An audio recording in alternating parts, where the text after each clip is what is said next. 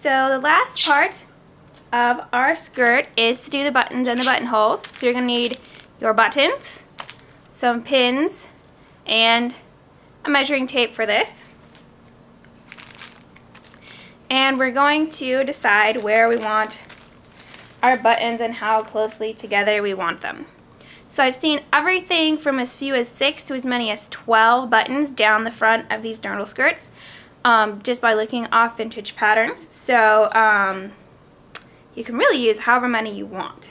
So the first thing you want to do is decide where you want your first button, and get the top in there.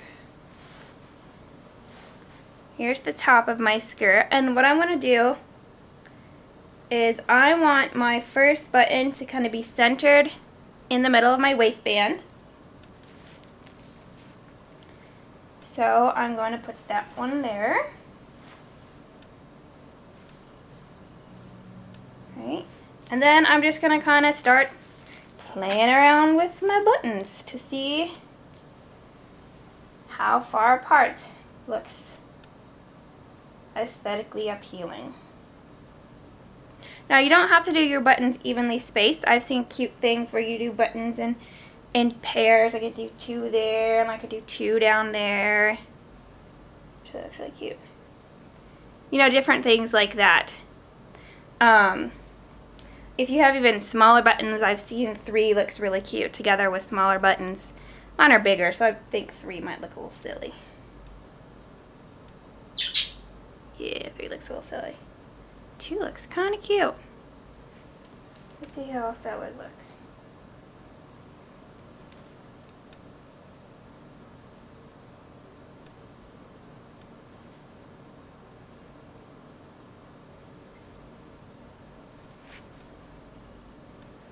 Now the other thing is your buttons don't have to go all the way down to the bottom of your skirt. You can leave a good 6 inches or so open at the bottom. It'll kind of flap. If you have a shorter skirt, you might want to button it further down to the bottom. And again, this how far down you want to have your buttons is going to really depend on whether you're planning on wearing your skirt always with shorts or without shorts. Because if you are planning on wearing it without shorts and you have more open at the bottom, you may find you need to wear slips just to kind of make sure you keep all your stuff covered down there, because it'll flap in the wind and stuff.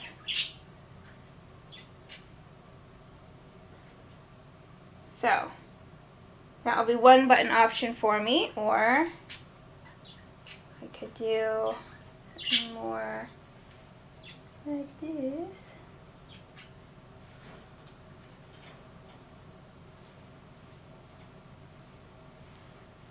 I'm really liking the one button for mine. So once you kind of have your buttons approximately where you want them to go, we're going to take our measuring tape and we're going to measure the distance between the buttons. This one's at 3.5, that one's at 5, that one's at 4, that one's at 4, that one's at 3 3/4, that one's at 3.5, that one's at 3.5. So you can just kind of take an average or whichever distance you like best. I'm liking the 3.5. So what I'm going to do is I'm going to take a pin and mark where my first button is. And when you're measuring your buttons, you want to measure from the center of the button to the center of the next button so that they're evenly spaced. And then what I want to do is take these buttons off, and I'm just going to measure every 3.5 inches.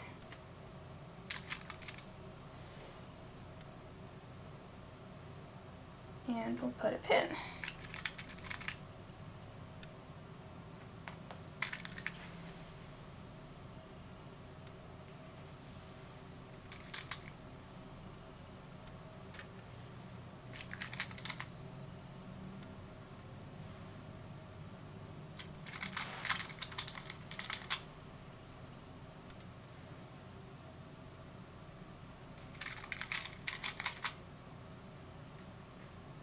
Here's my pins. 1, 2, 3, 4, 5, 6, 7, 8, 9. So that means I need 9 buttons. Now, my buttons, I bought some vintage buttons. I don't know if you can tell, but some of them are a little faded. so that they're different colors. And I really like the darker orange, so I'm going to double check to make sure I have enough of the darker orange non-faded buttons. And some of them are faded on one side and not faded on the other side, so that one looks dark, that one does not look dark. So that I can have all the buttons to match. Let's see which of these buttons look dark. These two look pretty good.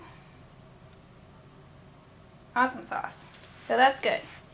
So then I have my button layout. You can fiddle around with it a little bit. If your first measurement doesn't work, move them around, shift them by a 1/4 of an inch or 1/8 of an inch till you get a nice layout that you like. And then you'll be starting just each buttonhole in the very center of the button placket at each one of your pins. So now we get to make oodles of buttonholes.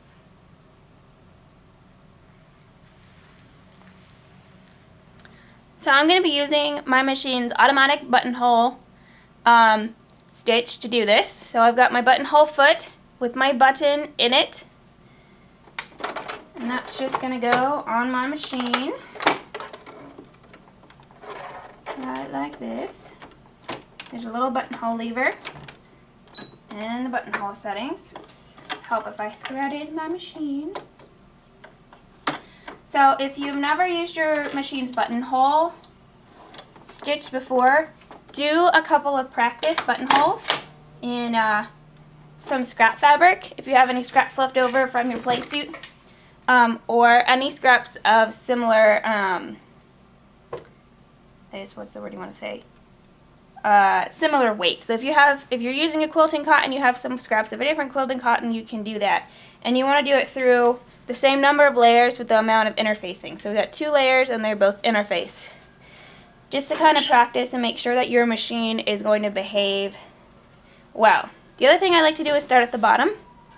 Because sometimes if your machine is misbehaving, it'll misbehave on one of the buttons on the bottom, and then the ones at the top will be all pretty. Okay, so the other thing you need to know about your automatic buttonhole is which direction it goes. My buttonhole stitch goes backwards first. So I need to have this pin at the front, so it will go this way towards the bottom of the skirt and not this way towards the top, so that our button will be right here. Okay, so make sure you're doing that because that's really bad.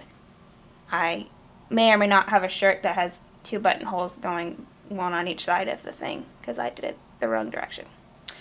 Anyways, so I'll take my skirt. Whoops, giant skirt. We're going to put it in here. Alrighty. And you want to center it so that your buttonhole is centered on there on your placket, and everything's lined up straight. And don't forget to remove your pin. And then you're just going to do your buttons.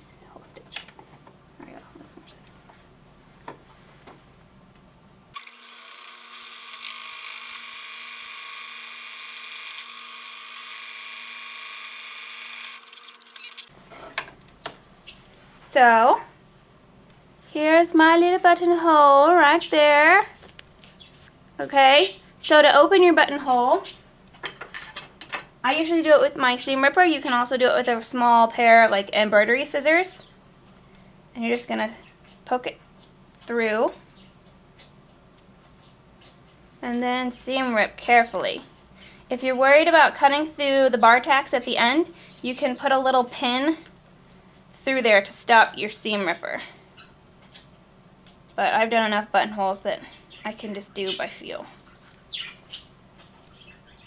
Alright, so then you'll have a buttonhole.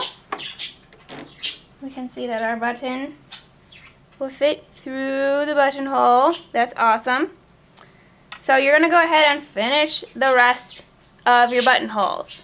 Alright, when we're done with our buttonholes, and we've gotten them all open, we got to mark where the buttons go.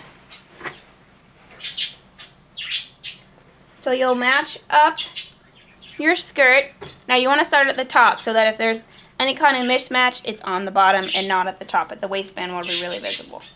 But you'll mark, this will be the bottom of my skirt, and you want to mark with your pin, or you can use chalk or disappearing ink pen at the top of the buttonhole, and that'll tell you where you're going to put that on the other piece. And you want to make sure that your placket is lined up so that it's flush with the other placket and they're not kind of off center. So that'll line up nicely. And that will be where you will sew on your buttons. So that's it. Just finish all the buttonholes and sew on all your buttons. We are done with our dirndl skirts. Woo!